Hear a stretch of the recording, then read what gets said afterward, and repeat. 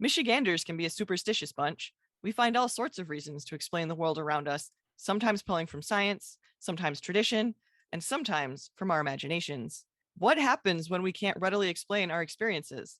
And what happens when a ghost story gets out of hand? Do these legends stem entirely from fantasy? Or are people seeing things no one can truly explain? I'm Krista K. Coburn. And I'm Kay Gray. Welcome to Haunted Mitten.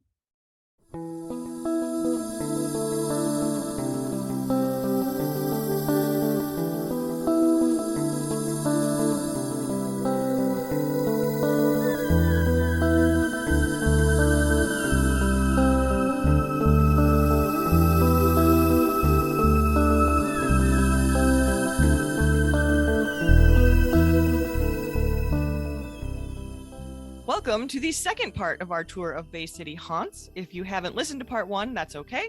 But if you'd like to go back and listen to that first, you may want to stop here and do that now. We're heading right back to everyone's favorite district, Hell's Half Mile, with the Bay City Antiques, located at 1020 North Water Street. Hell's Half Mile. I love it. Fantastic.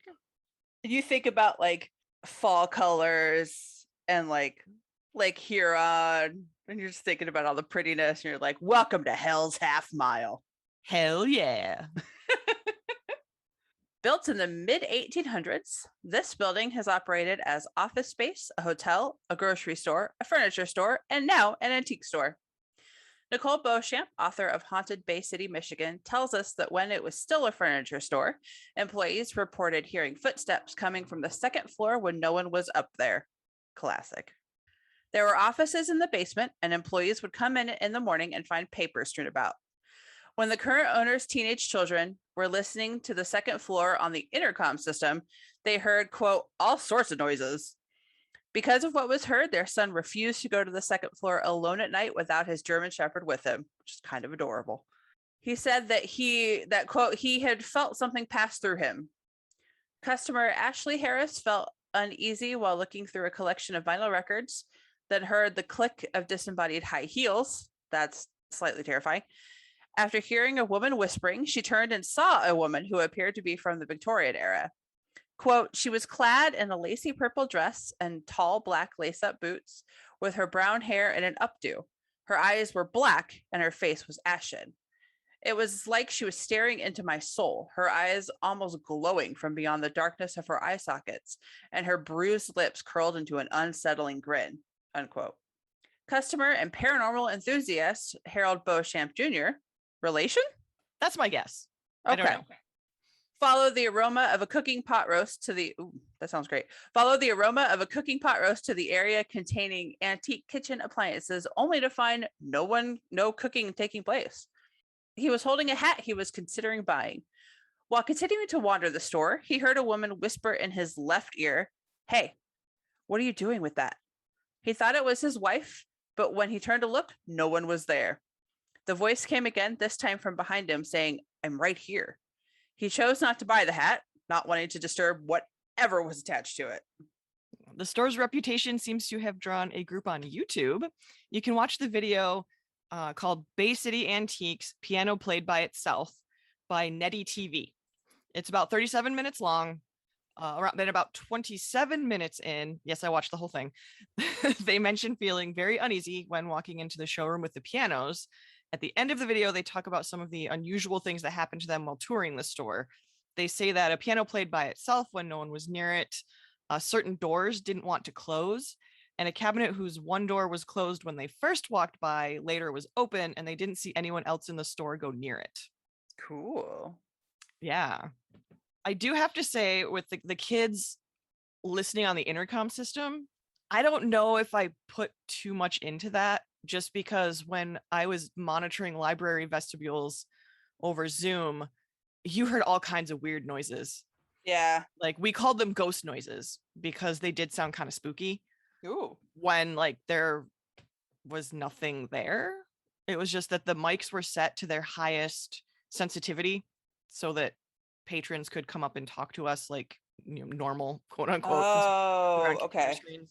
So yeah, you would hear it got a little better later on. I don't know if they messed with it, but it certainly at first you would hear like kind of echoing noises. Buses passing by were loud as heck. But yeah, they were like ghost noises. That was a perfect description. They were the spooky noises you associate with a haunting. Right. So if this is an old intercom system, I'm guessing it was, maybe that's what it was. I don't know. But what these ghost noises were, I don't know either, but it would just pick up any little sound and amplify it. Yeah, or even sometimes electronics, because they can essentially kind of create their own noise. Right. Yeah. Right. Yeah, I'm with you on that though. Like, especially sound systems, they just, especially old ones. I don't know if they actually were hearing, like, short of if they were hearing people talking. Yeah. Yeah. It doesn't say specifically what they were hearing, all kinds of things. I mean, it was I enough don't to know. scare children, but they're children. So yeah, I don't know.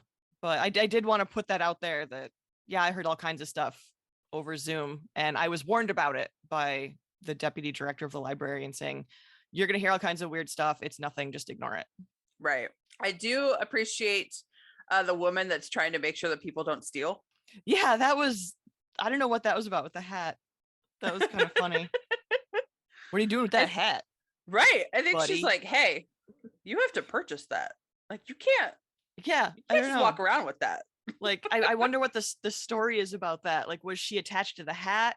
Was it did the hat belong to a relative of hers or a boyfriend or something? And Yeah. he's Or like, is she what are you doing really with that just hat? like, yeah, or is she really just like old timey Victorian security? Like, excuse you, Yeah, yeah. what are your intentions for this hat?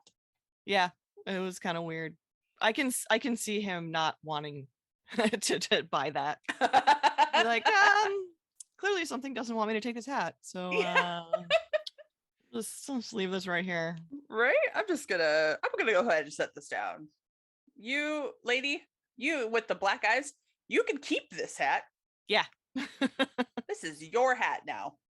Next, we have another kind of wild story from history that involved quite a bit of research. So hold on tight as we dive in. The Bijou Theater, now known as the State Theater, like so many are, opened in 1908, offering vaudeville and burlesque performances. It was remodeled in 1930 into a movie theater and given a Mayan temple theme with an Art Deco interior. That sounds awesome. Yeah, I want to see this. On December 5th, 1943, the manager of the Bijou, Floyd Ackerman, was shot and killed while making the nightly deposit. The Detroit Free Press followed this case closely, so there are several articles about it from January and February 1944. The paper reported that suspect Yuen Wu, sometimes called Johnny in modern narratives, was caught after the girlfriend of a person who lived at the same boarding house reported her sweetheart seeing Wu with a gun. Police searched his room and found a large amount of hidden cash. Wu was on parole at the time for another murder. 5 years earlier, in 1938, Yuen Wu pleaded guilty to second-degree murder of Lin Quan, whom he shot 10 times in Detroit. Good Lord. Yeah. He believed Quan had passed on a fatal disease to his mother, though medical records disproved this. A young woman named Louise Wilson also confessed to the killing. Wu did not know her, and no connection was made between her and the victim. Wilson was sent to the mental ward at Receiving Hospital to be evaluated, where she died by suicide. Very sad. Okay. Wu, who was only 17 at the time, was sentenced to serve 8 years in prison, but he was released early and relocated to Bay City. Wu did not completely match the description witnesses gave of the shooter, and the police decided he must have used theater makeup to disguise his appearance instead of being another person. He was sentenced to 24 years in prison for the murder of Ackerman. Eventually, Wu was given a second trial and released in 1967. He lived in Detroit until 1999, where he passed away. This is a pretty interesting case that Beauchamp goes into much more detail in her book, so I recommend checking it out. Though she did incorrectly include that his last name was Woos with an S, Woos, and she says that he was Korean, not Chinese. She might also call him Johnny. I can't remember. A lot of things call him Johnny Wu, but Yuen Wu is his birth name. I found all kinds of information about him on Ancestry. Mm-hmm. Like he was released, though is an interesting little jaunt into history of our legal system. I will let her go into that in the book. I don't want to get into it now. To me, she seemed to believe that he was innocent. And what little details of the crime the Free Press gave definitely sounded doubtful to me. I suspect there was more than a little prejudice involved in the first sentencing. What? Yeah, amazing. In the 1940s, prejudice against an Asian man? No Oh way. my, what? Never. Good Lord. What do you mean? 2021? Prejudice against an Asian man? What? Yeah, what? What? We're not getting political. It's fine. Today, the State Theater offers live performances and film showings. Lisa Hoskins, in her book Ghosts of Bay City, Saginaw, and Midland, reported her paranormal group Prism's findings when they investigated the theater. Prism got 6 EVPs, but no unusual photos, and heard no mysterious noises like doors slamming, as had been reported before. Nicole Beauchamp talked to an employee who once heard the commotion of a crowd in the lobby, which was empty at the time. She claims that Ackerman's ghost has been seen, and there is a seat reserved for the ghost in the audience. Other stories include seeing shadow people, doors opening and slamming shut. A couple of ladies had a frightening encounter in the women's restroom, again with women's restrooms. Yeah, seriously. With a person who got uncomfortably close to the stall, only to disappear where the door was opened. Yeah, and there's so much more to that story in the book. This was just me like distilling it down from like a 2-3 page story to like just a couple sentences. So yeah, read the book. It's fascinating. Both books are actually pretty good. But yeah, what is it with women's restrooms? We run into this all the time, especially in theaters. Oh, yeah. Why is it never men's restrooms, family restrooms? Yeah, I don't know. Is it just why? And I believe it was a men's feet that they saw below the great. stall. I just like that it's a person who got uncomfortably close. Yeah, she was in the stall, seated doing her business, and then she saw these feet, and they looked like fully formed feet. They were not see-through or anything. Come right up to the door of the stall and just stand there facing it. Oh my God. Yeah, which is creepy as heck. But of course she didn't think it was a ghost. She thought it was somebody being creepy and kind of scary. Yeah, get out of the bathroom. Yeah, hey, somebody's in here. Move away. She opens the stall, all ready to be confrontational, and of course they disappear. Right, of course. And she tells her friend, and her friend's like, yeah, whatever. And then her friend goes in and has her own experience. So very active bathroom that night. But why is it gotta be the women's? Why is it always? Maybe it has to do with the stall. Things can happen with the stalls. Men's rooms don't have as many stalls. And I guess urinals just aren't spooky. I don't know. That's my best guess. Now I need to write a story that's the haunted urinal. Urinals just aren't scary. That's fair. All right, I buy it. Yeah, they're open air toilets. I guess so. Okay. Our next location is actually located in the Saginaw River. Built in 1958, the USS Edson is a Forrest Sherman-class destroyer, formerly of the United States Navy. She was decommissioned in 1988, becoming a museum ship at New York's Intrepid Sea Air Space Museum the following year, which I have actually been to. Oh. I don't know that I saw the Edson when she was there, but I actually have been to that museum. That's awesome. Weirdly enough. It was either 2004, 2005. So I don't remember if the Edson was there. I just remember the carrier that we were on. That's in really 2012, cool. She was moved to Bay City, Michigan, where she still serves as a museum ship and is a National Historic Landmark. One of her nicknames is the Gray Ghost of the Vietnamese Coast. Funny that they mention ghosts. No way. And it's on this show? Crazy. How prescient. Director of Ship's Force, he oversaw tour guide staff and maintenance. Paul, I apologize in advance, Stampinato? That's what I was thinking. That's how I was going to pronounce it. All right. Paul Stampinato loved the USS Edson so much that he is thought to remain after he died from a heart attack aboard the ship in 1999. During a public ghost hunt, a paranormal investigator felt the temperature of the bosun's locker drop. The team decided to turn on a spirit box. The investigator asked if anyone was there with them, and a voice faintly answered, yes. She thanked him, then she asked for his name. My name is Paul, it said. She then asked when he passed away, and the answer sounded like it ended in 9.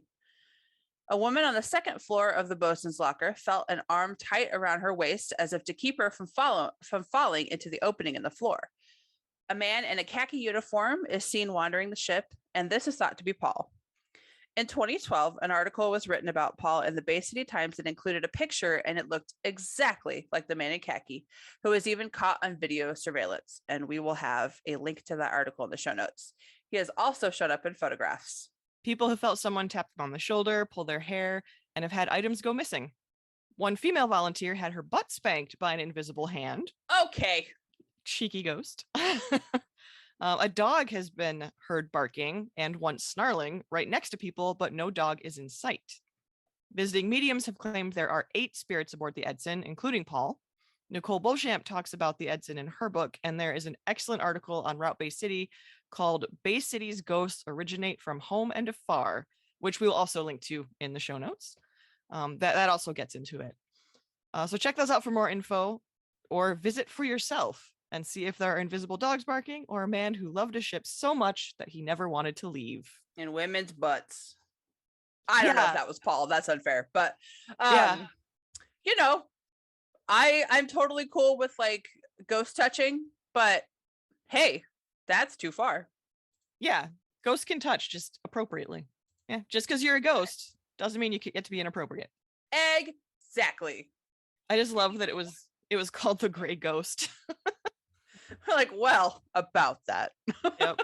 And it did see combat quite a bit. That's cool. In fact, so yeah, there could be things attached with that. But apparently Paul did love the ship so much that he never wanted to leave, and he perhaps didn't. That's pretty cool. Yeah. He's a good ghost. Yeah. And imagine just like loving something, loving a place or a thing, in this case, like so much that even after death, like your love endures for it. Yeah. I kind of love that. Sticking to the water, we move to the Saginaw River Rear Range Lighthouse, located to the north of Bay City, built in 1876. LostInMichigan.net reports that the lighthouse was deactivated in the 1960s, but the Coast Guard used it for living quarters until the 70s. So there's 100 years of history here. People stationed at the lighthouse claim to have seen an eerie light in the tower and heard disembodied heavy footsteps. Many believe that they belong to one of 2 keepers from the past, but why not both? Peter Braun, sometimes written Brown and Brown, Braun, but apparently officially it was Brawn. He was the keeper of the previous light. He passed away 3 years before the one we're talking about was built. His wife, Julia, was put in charge after his passing, and she continued as head keeper once the new light was opened in 1876. Their son, DeWitt, also helped out and actually invented range lights. Kay, read us the definition of range lights from the United States Lighthouse Society's glossary. You got it, because I don't know what those are either. Right. 2 lights associated to form a range, which often, but not necessarily, indicates a channel center line. Not with it yet. The front range light is the lower of the 2 and nearer to the mariner using the range. The rear range light is higher and further from the mariner. When the ship is in the proper channel, the lights will be in alignment. Hence the name Saginaw River Rear Range Lighthouse. To put that in like real people terms. So essentially, you know you're safe and you know you're coming into shore right and from the proper direction when the lights line up with each other. Right. Because that's when you're actually coming into the channel. Right. So you don't want to, screw up and go into So if the lights are not in alignment, there's a decent chance that you're going to hit something. Right. So you want to position your boat so that the lights are in alignment. Okay. And he invented that, which is pretty cool. And it's actually used in other places as well. I'm not clear on if it's still used today, but that's kind of neat that it was invented here. And he went on to have quite a career with lighthouses and other things. So good on him. Smart kid. a smart kid, that DeWitt. Yeah. Yeah. And a side note about lighthouses, at least in Michigan, again, I assume elsewhere, but I can only speak for Michigan. Many of the keepers were disabled. Many were veterans from the Civil War and so forth, and several were women. And I love that. Being a keeper was not an easy job. At times it was incredibly dangerous, Many men lost their lives. But these men, many of whom were missing limbs, were not only able to perform these jobs, but they were put in charge. Same with the women. In an age when employment outside of the home was not entirely common for married women and mothers, they were usually the widows of the previous keeper, as in this case. But I find it very cool that they were trusted enough and they were allowed to take over and continue in their husband's place. And this allowed them to stay in their homes, and it gave them an income to care for their families. But back to Julia. Heck yeah. After the first year as the keeper at the new light, Julia remarried, and her new husband, George Way, was placed in charge of the light. Julia continued on as first assistant keeper until 1882. George passed away a year later, and Julia, then aged 67, finally left the lighthouse after having lived and worked there for 17 years. There are rumors that Julia killed both of her husbands in order to become the head keeper, and it is their ghosts that haunt the lighthouse. But come on, Peter was 63 when he died, and he never even lived in the house. And after George died, Julia left. Remember, she was 67. That's a good age to retire. Diana Stamfler says in her book, Michigan's Haunted Lighthouses, which I, of course, encourage you all to read, that George died suddenly from asthma. I believe he was 15 years younger than her. She also includes Julia's obituary from 1889. It seems that she was well liked by her community, called, quote, one of the noblest of earth, end quote, and was, quote again, left in very good circumstances after George's death. She was survived by 3 sons and 3 daughters. So while I obviously did not know her, she doesn't strike me as a Black Widow. I know it's always the quiet ones, but still. Come on. Yeah. And just to get the head lightkeeper position of a lighthouse doesn't seem like, the most obvious of motivations, I guess. Right. While other keepers served after him, George Way is the only one to have died at this location. Thus, many people believe it's his heavy footsteps being heard on the lighthouse stairs. But Julia lived longer than either of her husbands. Why couldn't it be her footsteps being heard? Why does it have to be a man? Yeah, just because they're heavy doesn't mean it has to be a man. Yeah. She could be walking with purpose in like big clunky boots because she's got to go out in a storm. Yeah, people saying these things.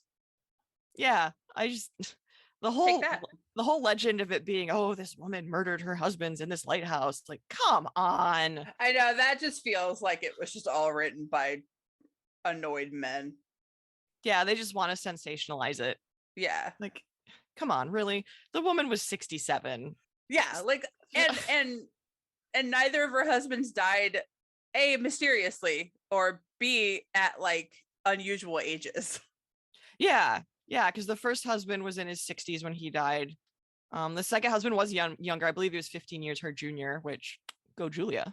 Go for her, man. But it said he died from a sudden asthma attack. Right. So, they couldn't do much with asthma back then. So could it have been like induced asthma for murder purposes? I guess, but she lost her home when he died. She had to leave the lighthouse. But it says that she was left in good standing. I believe she moved into a house that they owned in town. That's kind of what I got from the obituary. But, she was well taken care of. She had 6 children. So it sounds like she was fine. So maybe she enjoyed her retirement. I hope she enjoyed her retirement. I hope that she did. Damn it. Like, I hope that she did. Yeah. I mean, I think that's really cool that, her husband died and they were like, well, the job. You can take over. We could either go through the process of trying to find somebody to man this, kicking you out of your home and livelihood, or you know what you're doing. So, do it. It is sort of funny that when she remarried, they made him the head lighthouse keeper. I'm like, well, what were his qualifications? A penis? I assume he had some. It doesn't sound like they really required a lot of qualifications. They were just like, oh, you're willing to do this? Cool. Right. Can you go up these stairs and turn on a light? Awesome. Yeah. You're hired. Even if you're missing both your legs, as some of the keepers were, and arms. As long as they could get up there. Yeah. There's very little info on these next 2 locations, but I have a sweet tooth, so we're going to talk about them. Excellent. Of course we are. I love sweet stuff. One is mentioned in Ghosts of Bay City, Saginaw, and Midland by Lisa Hoskins, and the other is in Haunted Bay City, Michigan by Nicole Beauchamp. Don't forget, you can head to bookshop.org/shop/Haunted Mitten if you would like to purchase their books. Support us, support them, and support the local bookstore of your choice. Once again, that is bookshop.org/shop/Haunted Mitten. Saint Laurent Brothers, a nuts and confectionery shop located at 1101 North Water Street, was founded in 1904, roasting peanuts to make peanut butter. Soon, demand grew, and they branched out into other nuts, naturally. They continue to roast daily at their factory outlet, and they also offer, per their website, homemade nut clusters in milk, bittersweet, dark, and white chocolate, as well as sugar-free nut clusters chocolates, and a large assortment of unique and sugar-free candies. And according to Lisa Hopkins, the employees have claimed to see a boy playing with a ball on the second and third floors. That's the kind of place I would have wanted to haunt when I was a kid. I mean, it doesn't really sound so bad now because, as I said, I love chocolate and candy. And this is why I insisted on a candy bowl at our table at Frankenfest. And we did pass out most of it. We got rid of most of it. Yeah. I still have a couple pieces sitting on the counter I keep forgetting about, but the chocolate's gone. I don't even know if we came home with any chocolate. I don't think that we did. I think that went first. Yeah. Well, he isn't the only ghost with a sweet tooth, and it now occurs to me that like way more like confectionaries and things should be haunted because delicious. Yeah. Or is it torture because you can't eat it? I don't know. Maybe you just like Right. being around it. Aromatherapy. Yeah. Can ghosts smell? They can create smells. Oh, so I guess yes. We're gonna have to talk to somebody else about this. Yeah. Anyway, located at 1116 North Johnson Street, the Tummy Ache candy store, amazing, is also purported to be haunted. The building was erected in 1920, and Tummy Ache just celebrated their 20th anniversary this past spring. So happy anniversary, guys. Nicole Beauchamp spoke with the co-owner Star in her book. While having a bad fall, Star yelled out for help. She was, quote, miraculously unhurt and felt as if a, quote, protective male presence was looking out for her. She also once felt an invisible hand, quote, tap her behind. Okay. Son Sky often heard someone who wasn't his parent call his name. So again, with the tapping people's on the behind, this is the Stop. second story of someone getting. In the same episode. Yeah. Did anybody in part one? I don't think so. I don't think so. Oh my gosh. Yeah. I think we need to investigate these two places. I don't know. I don't want to get my butt slapped. That's true. I do like candy though. Yeah.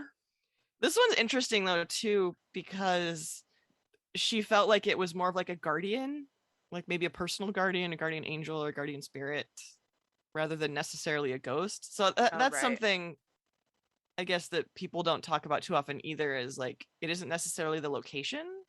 Right. It could be the person. Yeah, because there's so many stories of people saying, oh, my house is haunted, and then the next people move in and they're like, no. So yeah, like maybe it's not the location, maybe it's an object, maybe it's the person, maybe it's not a ghost as we understand, or we typically understand ghosts. Maybe it's a guardian spirit or a guardian angel. Yeah. Or your past loved one who is keeping you safe. That's really true. Yeah. I like that. I guess we don't consider that enough. I don't think that we do. That people, well, I don't even want to use the word haunted. That certain people maybe are more of an attractant. Yeah. Like if places can have these kinds of spirits, why can't people? Like, does it have to be like inanimate to be haunted? Right. And like, I can't remember when. One of the times I heard John Tenney speak, and he was saying that he had trouble like keeping a girlfriend because they would get weirded out by all the weird stuff that happens around him. Yeah. But he's a very open individual. He's open to those kinds of things. He always says, I invite the universe to play with me. Right. So yeah, why not a person? Yeah. And in this case, it worked out really well because she was left unhurt. Yeah. Yeah, I don't know exactly what the fall was, but yeah, that's interesting. Someone helped her. And I totally want to check out her store. So, maybe it's not the store that's haunted, maybe it's her and her a protective spirit, but yeah, that someone calling out her son's name is kind of interesting. But again, that could be a relative. Yeah. It's not necessarily creepy. Oh no, not at all. It absolutely could be creepy, but it isn't It's necessarily creepy. yeah, and I that's something I try to express like all the time is just because something is haunted doesn't mean it's scary. Yeah. And Like like I know that someone, those are synonymous, but like yeah, it's really not. Like ghosts, spirits, entities, whatever, ultra terrestrials, whatever you want, like they don't have to be scary. Just because it's not human or not human anymore doesn't automatically make it evil or bad or terrifying. It just is, just like other people just are. yeah. And like it could be, I don't know, in this case, maybe a grandparent has passed and is calling out to their grandson. Oh, that would be lovely. It could be sweet things like that. Like my mother had talked about smelling her grandmother's perfume after she had passed Yeah. and looking up and seeing her. And she was comforted by that. Oh, absolutely. So yeah, it could be something like that. All right. Anyway. Yeah.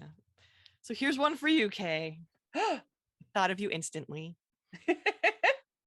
Voodoo Tattoo opened in the former Memorial Presbyterian Church, which was built in 1871. I'm all about it so far. All of it. Every single part of it. Oh, yes. You'll love it. So, footsteps were heard on the weekend as if someone were preparing for service. The owners once received alerts on their phones that someone was in the building, but after reviewing the security footage, they found nothing amiss. They saw a broom float across the room, and both of the owners have come, quote, face to face with former and deceased Minister Henricus Henry Croylin. My German is abysmal. I apologize. No, that's all right. You did all right. They recognized him from pictures they had seen at the site. So, who wants to get a tattoo at a haunted tattoo parlor? Me. This is actually the second haunted location the owners have operated out of, so you will have plenty to talk about. Oh my God. Yeah, no, Yes. me. I want to do it. Yeah, I didn't include the previous location because it is now closed. Oh, okay. But that is also in Beauchamp's book. So more reason to read books. That's their second haunted location. Yeah. So talk about people being haunted. This one, it sounds like it is definitely the location. Yeah. And it sounds like this guy's like super active. Like he appears pretty regularly, like on the weekends. And again, kind of like Paul earlier, I think he probably is here because he loves it. It's almost, yeah, like everything from the broom floating, which is, like he's cleaning up or somebody is cleaning up. Right. Yeah, to getting ready for church on Sunday. It's Croylan loved his building, loved his flock. It sounds like he's just getting ready for a normal Sunday morning. Right. And I think there are a few more incidences too that she includes in the book, but I mean, I'm not here to just read books. So like to our audience. Oh, I was like, you're not here to just read books. I will highlight them and I will say if you do want to learn more, definitely check out the books. You can purchase them online. You can order them through your local bookstore or library. A lot of these I got through Melcat. Yeah. Some of them I do own now, especially if they're like really good. But yeah, read the book. It's got some good stories and pictures too. She has a lot of pictures. The pictures would be helpful. Yeah. So what kind of tattoo would you have to get at a haunted tattoo parlor? I have a feeling this is the place where my Bigfoot getting abducted by aliens tattoo is going to come from. Yes. Bigfoot being abducted by a UFO, which is being driven by the Mothman. Wow, this is gonna be a big tattoo. I feel like it would have to be kind of big. It might be. Where I got a lot of skin. It's fine. That's true. This feels like a thigh piece. Okay. All of my tattoos are on my legs, so it might be a thigh piece. But now that I work in places that are cool with it, I might branch out. We might branch out from the limbs. Yeah, many of our coworkers have tattoos, visible Yeah. tattoos. And a lot of them are nerdy tattoos. It's fantastic. I love it. Oh yeah. Yeah. No, I spotted a couple and been like, aha, I see you. Yep. I see you, you nerd. Yep. Yeah, we may have to stop by there if they're not too busy and see, what they come up with. Or if you can contact them online maybe and say, here's what I'm looking for. Yeah. Can you help me out? Can you help me? Mostly because I want to get a tattoo at a haunted parlor. Thanks. Heck yeah. All right. Well, now that I'm going to be dreaming about that all day. The former location of Simmons Jewelers at 208 Center Avenue is said to be haunted by Orville Ramsayer, former maintenance man. Pulling from the Root Bay City article, Bay City's ghosts originate from home and afar, former employee John Tolles said, quote, there were 4 of us standing where the cash counter was, and there was a champagne glass that flew off the shelf, landed in the center of the store, picked itself back up, and flew over onto the bottom shelf. Never shattered. And it's a champagne flute. You look at those things wrong in the stem snap. And every time it landed, it was straight up. It literally flew over and then back up on the shelf. The very next day, the man that was running the going out of business sale was showing a customer some of our fashion jewelry, unquote. While explaining this piece of jewelry to him, another piece from across the room detached itself from its display neck. Quote, the piece came off from that, landed on his shoulder, and this is 10 to 12 feet away. It fell to the ground.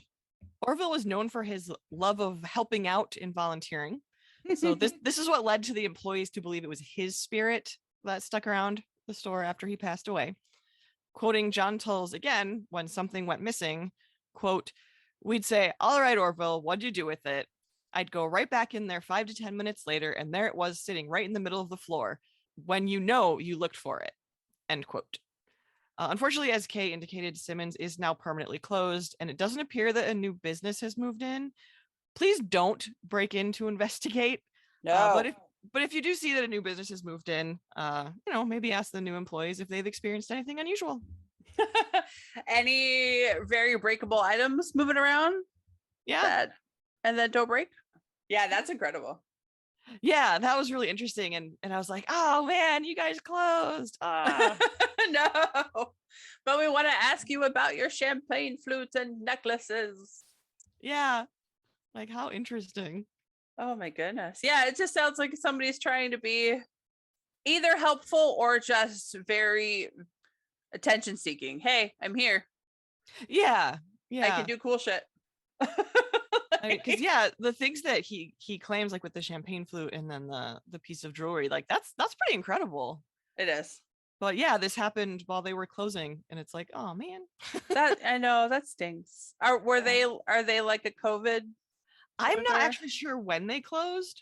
Okay. I think it was before that, but I looked up the address on Google Maps and it says that it's still closed, and I couldn't see that anything has moved in, and it does say permanently closed on the maps. So yeah, I did make a map of the locations we're talking about. So I did include this because it's sort of on the way to another location. So we can always walk by and peek in windows, but yeah, nobody break in, please do not do that. No, that's very rude. Yeah, for all involved, real people or physical people and non-physical people. Yeah, don't do it. Don't do it. Don't do it. My teachers would say. Yeah. So one of my high school teachers, he would just say, don't do it. And we're like, oh, well, okay then. All right. Well, that is it for Bay City. All of the books we mentioned in the podcast are available again at bookshop.org/shop/hauntedmitten if you want to read more haunted stories and would like to get your own copy. Every purchase benefits this podcast as well as the independent bookstore of your choice, and of course the authors, most of whom are fellow Michiganders. It's a win-win-win. Don't forget to like and review Haunted Mitten so more people find us. Follow us on all of the social medias, Facebook, Twitter, and Instagram at Haunted Mitten. We are also on Patreon. $1 a month gets you access to the private Haunted Mitten Discord server, as well as exclusive Patreon content, including the audio recording of our very first live presentation at Frankenfest Detroit about historic Fort Wayne, where there's a haunted bathroom. Yes. Yeah. It's another haunted ladies room. Yep. That's our, let's see, season 1 theme was not a witch. I don't remember what season 2 theme was. Season 3 theme, ladies haunted restrooms. Yeah, seems to be restrooms. You can also email us. Why do I always have to say the email? No. You can also email us at contacthauntedmitten@gmail.com if you have a story or want to get in contact about a collaboration. You can find me, Kay Gray, at Kay Gray Writes, letter K, GRAYWRITES. And you can find me, Krista, at Krista K. Coburn, CRYSTAKCOBURN. Oh my God. So we forgot to mention this last time, but we have merch. We do. I'm wearing one right now. You can totally not see it. Right. Well, yeah, we don't video record these. I'd have to like get dressed. That's ridiculous. Go to hauntedmitten.store for all your HM needs. We have one design up on like a myriad of products right now, including some super soft t-shirts that we have proof to be incredibly premium. We have some, our friends very have comfy. some. Very soft, very comfy. And we hope to have some other designs going up soon too. We have stickers. So, yes. Yep. Which I've posted some pictures, I think, of the sticker on my car. Yeah. And it's still there. It's holding up. Yeah, it's doing well. We'll see what happens after winter. This is like our test. We're like the guinea pigs for this sticker experiment. I have one on my laptop too, and that's nice. Obviously that's doing fine. Right, that one will do fine. But yeah, the ones we each have one on our cars, and I hope they survive the winter. Yeah, it survived the rain, so yes, it has, because it's been a very freaking rainy fall. There's probably some rain heard on this recording because it decided to like pour for 5 minutes during recording. But all right, yeah, go check it out. You can find us anywhere you get your podcast, so please tell your friends. We have a website that I have not done nearly enough work on, podbean.hauntedmitten.com, so go check that out if you want. Yeah, and as always, happy haunting.